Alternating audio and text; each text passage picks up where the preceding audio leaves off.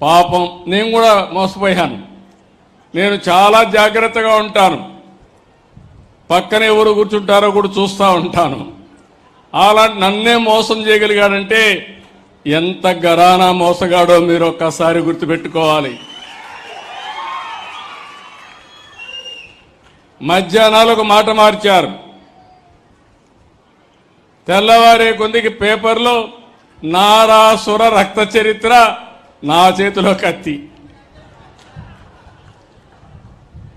ఆ తర్వాత నేనేదో ఈ ఆదినారాయణుడికి చెప్పానంట, బీటెక్ రవికి చెప్పానంట.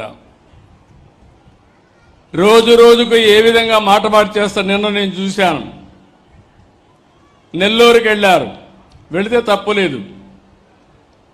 ఒక గౌరవప్రదమైనటువంటి ప్రశాంత్ రెడ్డి, ప్రభాకర్ రెడ్డి గారి సతీమణి, ఎమ్మెల్యే, ఆవిడ క్యారెక్టర్ను గురించి ఇష్టానుసారంగా నోరు బారేసుకున్న వ్యక్తిని మందలించాల్సింది పోయి నేరుగా అక్కడికి వెళ్ళి ఆయన ఇంకా రెచ్చగొట్టు, నువ్వు తిట్టు, ఆడవాళ్లపైన ఆంబోతుగా మాట్లాడు, నేనున్నానని చెప్పే ధైర్యం వచ్చిందంటే ఈ ఆడబిడ్డలను అడుగుతున్నా, ఇలాంటి దుర్మార్గులు రాజకీయాల్లో ఉండాలనా అని మిమ్మల్ని అడుగుతున్నా. ఆడబిడ్డలందరినీ ఒక నాయకుడిగా నేనున్నాను.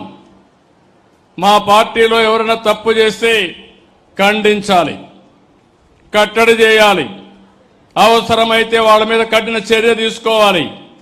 అప్పుడే అందరూ భయపడతారు. నేను కూడా ప్రోత్సహిస్తే ఇంకా వాళ్ళకు అడ్డు ఆపు ఉండదు, ఇష్టానుసారం చేస్తారు.